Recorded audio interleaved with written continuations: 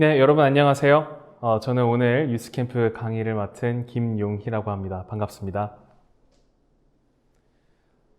여러분 앞에서 이렇게 강의를 할 수 있게 돼서 정말 감사합니다. 제가 기억하기로 제가 초등학교 6학년 졸업하면서 이제 그 겨울에 처음으로 예비 중학교 1학년으로 유스캠프를 참가를 했었는데요. 그게 제가 기억하는 첫 회 유스캠프였습니다. 그때 이후로 벌써 이렇게 시간이 지나서 이제는 여러분 앞에서 이렇게 짧게나마 제 이야기를 들려드릴 수 있게 돼서 정말 감사하고 또 감회가 새롭고 또 영광입니다. 저는 유스캠프를 그 이후로 6년 동안 계속 참석을 했었습니다. 제가 기억하기로 고등학교 1학년 때 한 회 정도 참석을 하지 못하고 그 외에는 다 참석을 했던 것 같은데요. 저는 사실 유스캠프에 이렇게 매년 참석을 하면서 유스캠프에서 들려주신 마인드 강연, 또 말씀, 그리고 여러 가지 선생님들의 조언들로 사실 제가 그것을 기반으로 이때까지 살아오고 있는 것 같습니다. 그때 배운 여러 가지 마인드들로 사실 제가 가장 하고 싶은 것들을 지금까지 추구하면서 살고 있는데요. 그 중에서 제가 배운 것들 중에서 가장 중요한 마인드는 도전 정신이라고 생각을 합니다.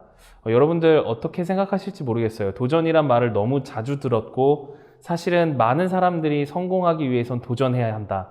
또는 내가 좀 더 나은 삶을 살기 위해서는 여러분 매일매일 도전하세요. 이런 이야기들을 많이 들을 텐데 실제로 도전을 진짜 하면서 살고 있는지는 한번 생각해 볼 필요가 있다고 생각을 합니다. 도전이라는 것은 사실은 되게 쉽게 생각하면 내가 오늘 이거 한번 해볼까 저거 한번 해볼까 이렇게 생각할 수 있겠지만 저는 이렇게 살면서 이런저런 일들을 하고 또 새로운 것들에 계속 도전해 오면서 한 번쯤 그런 고민을 하게 되더라고요.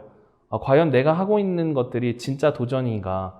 내가 진짜 도전을 하면서 살고 있는 건가? 아니면은 그냥 내가 할 수 있는 범위 내에서 새롭다고 생각하는 것만 하는 건가? 라는 생각을 해보게 됐습니다. 여러분 그냥 내가 하던 것 말고 새로운 것만 한다고 해서 그게 도전은 아니라고 생각을 하거든요. 실례로 어떤 친구가 저에게 제 후배인데요. 학교 후배가 저한테 이런 질문을 한 적이 있습니다. 형, 제가 어느 좀 좋은 회사에 또 좋은 국제기구에 지원을 하고 싶은데 형 어떻게 하면 될까요? 그래서 제가 그냥 간단하게 답변해 줬습니다. 지원해봐. 지원하는데 돈 드는 것도 아니고 지원을 통해서 네가 이력서도 써보고 면접도 준비해보고 하는 것들이 너에게 좋은 경험이 될 거야. 지원 한번 해봐. 이렇게 이야기를 했는데 그러고 나서 한 몇 달 동안 연락이 없다가 얼마 뒤에 다시 연락이 닿아서 제가 물어봤습니다. 너 그때 그거 지원했니? 그랬더니 그 친구가 저 지원 안 했어요. 그래서 왜 지원 안 했어? 물어봤더니 제가 영어 성적도 좀 안 되는 것 같고 또 뭔가 석사 학위도 있어야 될 것 같고 또 지원자가 너무 많을 것 같아서 안 될 것 같아서 제가 지원을 안 했어요. 그렇게 대답을 하더라고요. 그래서 제가 그때 그 이야기를 들으면서 좀 안타깝기도 하고 또 제 스스로에게도 많은 생각을 하게 되는 일이었습니다. 왜냐하면 그 친구는 분명히 새로운 것에 도전하고 싶었을 거고 내가 가고 싶은 곳에 발을 내딛고 싶었을 텐데 그 친구가 스스로가 나는 이것 때문에 안 돼. 이것 때문에 나는 이걸 지원해도 떨어질 거야.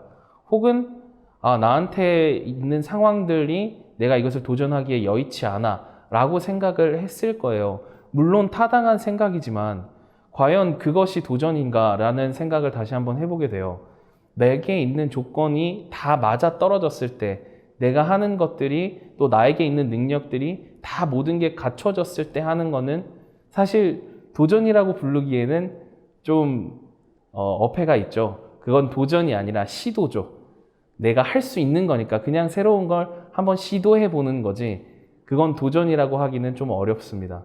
여러분 진짜 도전은 나한테 어떤 조건이 없고 내가 비록 이게 될 것 같은 생각이 안 들더라도 한 번쯤 발을 내딛어 보는 것 저는 그게 도전이라고 생각을 하거든요. 그게 비록 뭐 내 커리어를 위해서 큰 도전을 하는 거든 아니면 매일매일 시험을 보거나 선생님한테 이야기를 하는 이 작은 일들 속에서도 내가 내 스스로가 가지고 있는 장벽들 또 내 스스로에게 있는 형편들이나 능력들을 뛰어넘고 어떤 것을 해보는 것 저는 그게 도전의 기본이라고 생각을 합니다. 네, 저도 마찬가지였습니다. 저도 대학교 들어가서 또 사실 고등학교 때부터 미국에 간다거나 아프리카에 가고 또 IT도 가고 이런 여러 나라를 돌아다니고 또 국내에서도 이런저런 일들을 하면서 나는 새로운 것에서 항상 도전해. 나는 새로운 환경에 나를 놓는 것을 좋아해. 나는 항상 도전하는 사람이야. 이렇게 생각을 했었는데요. 어느 날 어떤 사건을 겪게 되면서 저도 이게 진짜 내가 그동안 해오던 것들이 진짜 도전이 아니었구나 라는 것을 깨닫게 된 계기가 있었습니다. 저는 대학교 때 한번 해외에서 한번 일해보고 싶다라는 생각을 많이 했어요. 해외에 그냥 잠깐 짧게 봉사활동을 간다거나 뭐 이런 일들은 많이 있었지만 실제로 가서 직업을 가지고 직장을 다녀본 적은 없었기 때문에 해외에서 한번 일해보고 싶다 이런 생각을 해보게 됐어요. 네, 그 당시에 저희 학교에서는 해외에 파견을 하는 인턴을 모집을 하고 있었는데요. 어떤 한 회사에서 자기들 해외 이제 사업을 하는 데 있어서 인턴이 필요하다. 그런 이야기를 해가지고 저희가 네 국가에 파견하는 인턴을 모집을 하고 있었습니다. 그 당시 모집하던 국가가 인도, 터키, 베트남, 칠레 이렇게 네 국가였는데요. 제가 이렇게 딱 얼핏 보기에는 베트남은 베트남어를 해야 되고 터키도 터키어를 해야 되고 칠레도 스페인어를 해야 됐었는데 저는 이제 영어랑 프랑스어 조금 할 줄 알았어서 그러면 인도로 가면 되겠다. 인도는 영어를 쓰니까 라고 생각을 해서 인도를 지원을 하게 됐어요. 그렇게 인도를 지원을 하고 나서 이제 며칠 있다가 이제 이 인턴 프로그램을 받고 학생들을 관리하는 학교의 경력 지원 센터에서 저한테 연락이 왔습니다. 그래서 저한테 물어보는 거예요. 학생 인도 지원하신 거 맞죠? 그래서 네, 인도 지원했습니다. 그렇게 대답을 했더니 그 센터에서 전화 주신 분께서 그러면 혹시 힌디어 할 줄 알아요? 이렇게 물어보더라고요. 그래서 힌디어는 전혀 할 줄 모르는데요. 꼭 힌디어를 해야 되나요? 물어봤더니 그쪽에서는 회사에서는 힌디어를 하고 있는 사람을 모집하고 있다.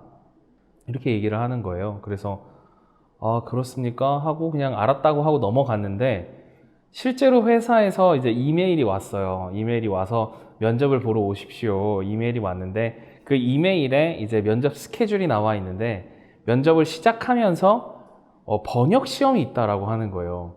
그래서 내가 가서 힌디어 번역을 해야 되는구나 이런 생각을 하고 이거 안 되겠다. 이거 내가 뭐 힌디어 번역 시험에 그냥 백지 내고 올 수도 없고 이거 해봐야 안 되겠다라는 생각이 들더라고요. 그래서 그냥 면접 안 가야겠다 그렇게 생각을 하고 있었는데 제가 혹시 몰라서 저희 목사님한테 전화를 한번 드렸어요. 목사님께 목사님 제가 이런데 이제 해외에서 일을 하고 싶어서 지원을 했고 여기서 이제 면접을 오라고 합니다. 근데 그 면접에서 여기서 힌디어 시험을 본답니다. 근데 저는 힌디어를 전혀 할 줄 몰라서 그냥 면접을 안 가려고 합니다. 이렇게 목사님께 말씀을 드렸더니 목사님이 아니야 그냥 가봐. 면접을 보는 것도 경험이고 또 혹시 모르지 네가 모르는 무언가가 있을 수도 있고 네가 모르는 하나님이 예비해 놓으신 게 있을 수 있으니까 가봐라. 하나님이 보내시면 보내시는 거고 또 하나님이 못 가게 하시면 못 가는 거야. 이렇게 대답을 해 주시더라고요. 그래서 저는 그냥 갔습니다. 면접을 보러 갔는데 이제 아니다 다를까 면접장에 딱 들어가서 처음 이제 면접을 관리하시는 분께서 저희한테 주셨던 게 힌디어 종이를 이렇게 주시면서 이거를 10분 내에 번역을 다 하세요. 그러고 실제 면접에 들어가겠습니다. 이렇게 얘기를 하는 거예요. 그래서 그 자리에 이제 저랑 같이 인도 지원한 이제 다른 분이 한 분 더 계셨고 이제 터키, 베트남, 이제 칠레 이렇게 지원한 분들께서 다들 이렇게 쓰는데 저는 아무것도 쓰지 못하고 있었어요. 진짜 처음 보는 글자였어요. 물론 제가 인도를 가본 적이 있기는 하지만 그때 봤던 글씨 하나도 이해하지 못했었던 그 글씨들이 그대로 있는데 전혀 이해하지 못하고 있더라고요. 근데 바로 옆에 인도를 지원한 분은 계속 쓰고 있는 거예요. 거기에다가. 그래서 이걸 어떻게 할까? 내가 그냥 백지를 내고 나와야겠다라고 생각을 하다가 백지를 낼 순 없다 내가. 백지를 내는 대신에 뭔가 다른 걸로 어필을 한번 해보자 이런 생각이 들어서 거기다가 쓰기 시작했어요. 저는 힌디어를 할 줄 모릅니다. 솔직히 주신 것들 아무것도 번역할 수 없습니다.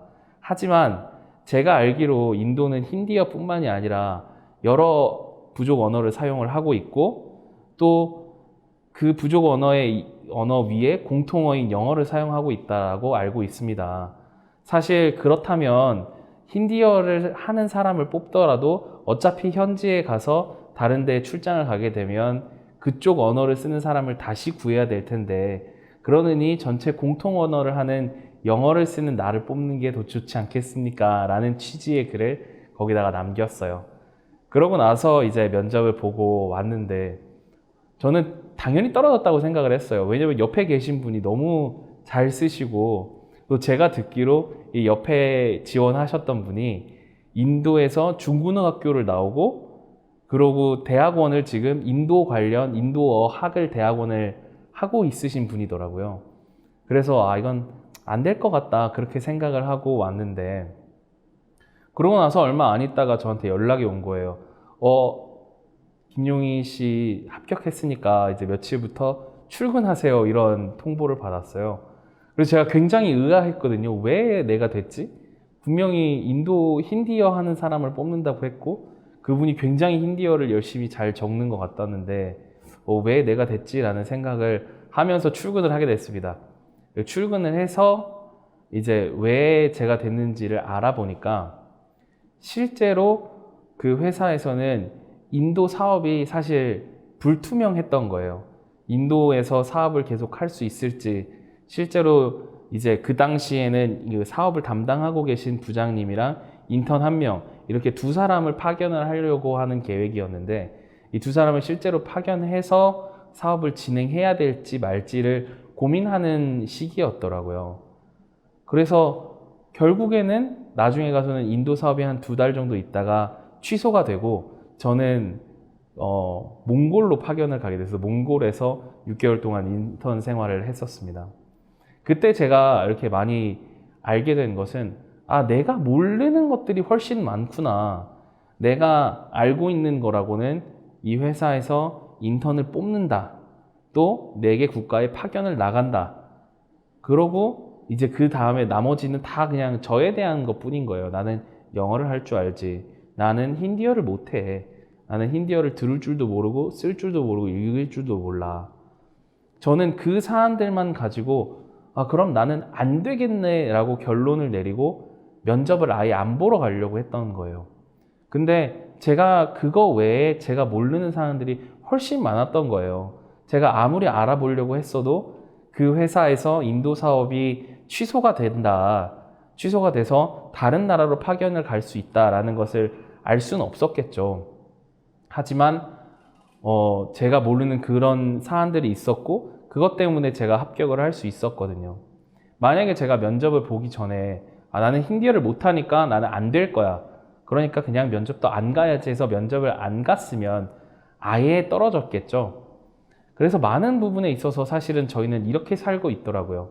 내 스스로를 판단하고 내가 가지고 있는 어떤 정보 하에서 이것이 전부라고 생각하고 쉽게 판단을 내리고 쉽게 포기하고, 또 내가 가지고 있는 조건들이 맞으면 도전하고 맞지 않으면 포기하는 그런 생활들을 많이 하고 있더라고요.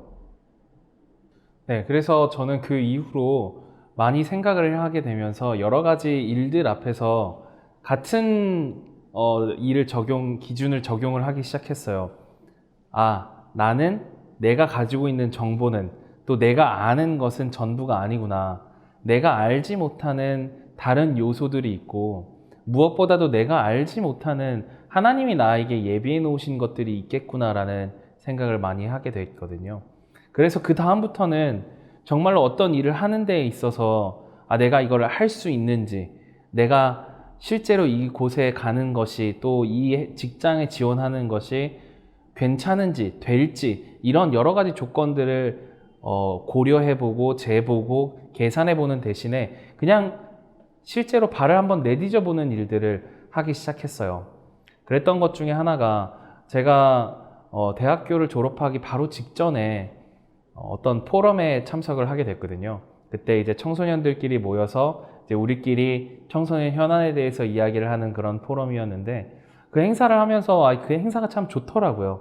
행사가 참 괜찮았고, 또 이 행사를 조직한, 이 행사를 기획한 곳에서 같이 일해보면 좋겠다라는 생각이 들어서 그 하자마자 그러면은 어떻게 할까 고민을 하기 시작했어요. 이곳에서 한번 일해보고 싶은데 그러면은 여기 이렇게 계속 사이트에 들어가서 채용 공고가 날 때까지 기다려볼까? 이런 생각을 하다가 아니다, 내가 한번 찾아가 보자라는 마음이 들더라고요. 내가 거기에 뭐 지금 비록 채용 공고가 안 났지만 사람이 인력이 필요할 수도 있고 또 그쪽에서 뭐 그만두려고 생각하는 사람이 있을 수도 있고 내가 그 회사의 사정을 아는 것이 아니니까 한번 찾아가 보자라는 생각이 들더라고요. 그래서 그 행사가 끝나고 바로 다음 주에 제가 그때 행사 때 같이 일했던 분과 이야기를 해서 그 NGO, 그 행사를 기획했던 NGO의 사무총장님과 만나 뵙게 됐습니다. 사무총장님께 총장님 제가 이렇게 행사를 하면서 보니까 지금 하시고 계신 일들이 재밌을 것 같고 저도 같이 일을 해보고 싶습니다. 어떻게 하면 되겠습니까? 이렇게 여쭤봤어요. 그때 사무총장님이 우리 사람 안 뽑는데? 우리 별로 이렇게 특별히 사람을 뽑을 생각이 없는데? 그렇게 대답을 하시더라고요. 그래서 그냥 저는 네, 알겠습니다. 혹시 사람이 필요해 주시면 또 인력이 필요하시면 생각나시면 저한테 연락 한번 주십시오. 이렇게 하고 집에 왔어요. 그러고 나서 그 다음 날 바로 연락이 와가지고 출근했으면 좋겠습니다. 이렇게 연락을 하시더라고요. 그래서 출근해보니까 실제로 새로운 사업들을 하려고 하는데 같이 일을 하면 더 좋을 것 같다. 또 우리가 지금 코이카에서 하는 인턴 사업도 같이 하고 있는데 이제 용희 씨가 그 인턴으로 같이 일해줬으면 좋겠다. 그러면 용희 씨 월급도 코이카에서 나오니까 이렇게 이야기를 하시더라고요. 그래서 그 일을 겪으면서도 다시 한번 생각을 해보게 됐어요. 이렇게 되는 거구나. 일이 내가 실제로 거기서 사람을 뽑는 줄도 모르고 또 그 새로운 사업을 시도해 보려고 하는 줄도 몰랐지만 내가 한 발을 내딛어 봤을 때 내가 그 총장님을 만나서 나의 이야기를 하고 내가 일하고 싶다는 이야기를 했을 때 그분이 나를 생각하시고 고려하시고 나를 뽑아줄 수 있었다는 거예요. 내가 아마 그 회사에서 채용 공고가 날 때까지 기다렸다면 아마 그 중간에 이미 제가 거기를 지원해야겠다 이런 생각이 없어졌을 수도 있고 또 그때는 나는 그냥 학교에서 좀 더 공부를 하고 싶어 혹은 뭐 내가 다른 일을 해야겠어 이런 저런 이유들로 그 NGO에서 일할 수 없었겠죠. 그러고 나서 사실 그 NGO에서 인턴으로 일했던 6개월이 사실 지금까지 제가 이렇게 제 분야에서 일하고 싶은 어떤 기반이 저한테 됐습니다. 사실 제가 이제 일하고 있는 분야에 대해서 여러분들께 이야기를 안 드렸는데요. 저는 이제 국제기구에서 일을 하고 있지만 실제로는 제가 석사학위는 개발학을 받았습니다. 그래서 개발학이라는 학문은 전 세계에 많은 나라들이 있고 그 많은 나라들이 사실 다 한국처럼 잘 살지는 못하거든요. 그 잘 살지 못하는 그런 나라들을 위해서 어떻게 하면 이 나라에 사는 사람들이 조금 더 나은 삶을 살 수 있을까 이런 것을 고민하고 그 해결책을 찾아 나가는 학문입니다. 저 같은 경우는 이제 군유스코 해외봉사단원으로 부르키나파소에서 1년 동안 지내면서 이 개발학 분야에서 일하고 싶다라는 꿈을 가지게 됐습니다. 그곳에서 여러 사람들을 만나고 또 그 현지의 상황도 보고 특히 그곳의 어린 아이들을 만나면서 이 아이들이 나랑 다른 곳에 태어났다는 그 이유 하나만으로 교육의 기회도 갖지 못하고 이렇게 어렵게 살아가는 일은 없었으면 좋겠다. 조금이나마 이 사람들이 조금 더 평등한 삶, 또 좀 더 어려서 태어나서부터 조금 영양실조에 걸리지도 않고 이런 기아에 허덕이지도 않는 좀 더 나은 삶을 살게 해줄 수 있는 방법이 무엇이 있을까를 고민하다가 이 학문을 공부를 하게 됐는데요. 저는 사실 대학교를 다닐 때부터 이 학문을 외국에서 공부하고 싶다는 생각을 많이 했어요. 특히 제가 대학교 때 이 학문을 저에게 개발학을 가르쳐 주신 교수님께서는 영국에 있는 대학교에서 공부를 했으면 좋겠다 이렇게 이야기를 많이 하셨는데 제가 그 뒤로 이제 일도 하고 대학교 졸업하고 나서 한 2년 정도 해외에서 일을 하면서 석사를 위해서 내가 영국을 가고 싶다라는 생각을 많이 했어요. 근데 사실 저한테 이렇게 그걸 지원을 이제 막상 하려고 보니까 제가 대학교 성적이 너무 안 좋은 거예요. 제가 여러분들께서는 대학교 성적 체계에 대해서 아마 잘 모르실 테지만 예를 간단하게 들어보자면 이제 100점 만점이면 제가 대학교 평균 평점이 한 75점쯤 된다고 생각을 하시면 될 것 같아요. 대학교 졸업하면서 대학교 졸업했으면 됐지 이런 생각으로 나왔는데 막상 이제 제가 석사에 지원을 하려고 보니까 성적이 너무 안 좋은 거예요. 특히 이제 저희 교수님께서 저한테 추천을 해주셨던 그 영국의 대학교 같은 경우에는 전 세계에서 개발학으로 가장 좋은 대학교예요. 그래서 그곳에 지원을 하려고 보니까 성적이 너무 안 좋아서 여기 내가 지원해봐야 되겠나 이런 생각이 또 들더라고요. 그때 다시 제 마음에 들었던 생각은 뭐냐면 또 네가 가지고 있는 조건, 네가 가지고 있는 형편들로 너를 막으려고 하는구나 이런 생각이 들더라고요. 한번 지원해봐. 네가 모르는 것들이 언제나 있잖아. 한번 지원해봐. 하나님이 너한테 예비하신 것들을 주실 거야. 이런 마음이 들어서 지원을 하게 됐습니다. 정말 안 좋은 성적이었고 제가 되게 뒤늦게 지원을 했거든요. 되게 거의 지원 마감 직전에 지원을 해서 이렇게 이력서처럼 또 어떤 자기소개서나 이런 거를 써냈어야 되는데 그것도 되게 많이 신경을 못 쓰고 이렇게 써냈어요. 급하게 써냈는데 그러고 나서 써내고 나서 얼마 안 있다 와서 또 합격을 했으니까 이제 영국에 오실 준비를 하세요. 이렇게 연락을 받은 거예요. 그때는 또 의문이 들었어요. 왜 됐지? 이 성적을 가지고? 그러고 나서 그 학교에 들어가서 그 학교에서 이제 저를 뽑아주시고 저한테 연락을 하셨던 그 교수님과 같이 이야기를 해보니까 우리 학교는 성적을 잘 안 본다. 우리 학교는 그 사람이 가지고 있는 경험이나 또 그 사람이 이전에 했던 일들이 이제 우리랑 잘 어울리는가, 또 앞으로 이 분야에서 일하는데 열정을 가지고 일할 수 있는가를 더 보지 우리는 성적에 대해서 그렇게 크게 비중을 두지 않는다는 이야기를 하시더라고요. 사실은 굉장히 놀랐던 거는 그런 대학들이 대부분 성적으로 제일 먼저 이력서를 가르는데 그렇지 않는다는 것도 놀라웠고 그거를 사실 알 수 있는 방법이 제가 없었거든요. 학교에 전화해 볼 수도 없고 제가 그 당시에는 트리니다드 토바고라는 이제 남미에 있는 나라에서 이제 대한민국 대사관에서 일하고 있을 때였는데 그때 제가 그쪽의 어떤 사정이나 상황을 알 수 없었는데 그 교수님께서 그런 얘기를 하시는 걸 들으면서 다시 한번 하나님이 나한테 이 길을 예비해 놓으셨구나. 내가 비록 영어 성적도 딸리고 또 내 학부 성적은 너무너무 안 좋은데 도저히 이 학교에 올 수 없는 성적인데 하나님께서 나로 하여금 이전까지 내가 걸어온 길들 또 내가 했던 일들을 하나씩 쌓아 오시면서 이 학교에 들어올 수 있게 하셨구나라는 마음이 많이 들더라고요.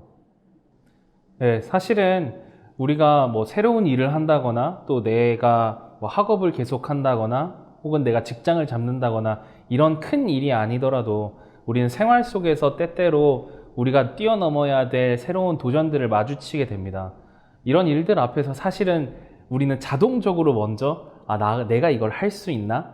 내가 이 일에 뛰어들면 내가 이걸 성공적으로 해낼 수 있나를 먼저 계산을 해보게 돼요. 물론 필요합니다. 물론 내가 가지고 있는 것들을 계산해보고 또 내 능력을 생각해보고 이 일을 할 수 있나 없나에 대해서 고민해보는 것은 당연히 필요한 프로세스죠. 여러분들께서 내가 알고 있는 것, 내가 가지고 있는 정보가 전부가 아니다. 내가 모르고 있는 것들이 훨씬 많다. 또 내가 모르고 있는 하나님이 나를 위해서 준비해 놓으신 것들이 있다 라고 한 번만 생각할 수 있다면 그런 일들 앞에서 내 발을 한 발 내딛는 것이 조금 더 수월해질 거요. 그렇게 된다면 여러분들께서는 진짜 하나님께서 준비해 놓으신 여러분들을 위해서 준비해 놓으신 그 새로운 것들을 발견하실 수 있을 겁니다. 잠언에서는 분명히 사람이 그 길을 계획할지라도 그 일을 이끄시는 것은 하나님이시라고 하셨거든요. 분명히 하나님께서 여러분들을 위해서 두고 계신 계획이 있고 여러분들은 그냥 그 길 앞에서 이것저것 생각하고 내 능력을 재보고 이런저런 조건들을 고민해 보기 전에 그냥 그 하나님을 믿고 한 발 내딛어 봤을 때 새로운 것을 발견하실 수 있을 겁니다. 네, 여러분들 오늘 강연을 통해서 여러분들이 새로운 일들을 만났을 때 한번 한 번쯤 내가 항상 옳지만은 않구나, 또는 내가 알고 있는 것이 전부가 아니구나, 더더욱이 나아가 하나님이 나를 위해 준비해 놓으신 것이 있을 수 있겠다라는 생각을 한 번만 해주신다면 분명히 여러분이 앞으로 살아갈 인생에서 만나게 될 여러 가지 일들 앞에서 쉽게 좀 더 수월하게 한 발 앞서 나갈 수 있을 거고요. 그렇게 된다면 여러분들이 하고자 하는 것들, 여러분들이 가지고 있는 꿈, 그런 것을 이루기에 조금 더 나은 시간을 가질 수 있지 않을까, 그렇게 생각합니다. 오늘 강연 어떻게 들으셨을지 모르겠지만 여러분들께서 그렇게 하신다면 여러분 한 사람 한 사람 모두가 여러분들이 있는 분야에서 가장 앞서 나가는, 여러분들이 있는 분야에서 가장 쉽게 도전하고 쉽게 많은 것들을 이루어 나가는 사람이 될 수 있을 거라고 생각합니다. 오늘 짧은 시간 제 이야기 들어주셔서 감사합니다.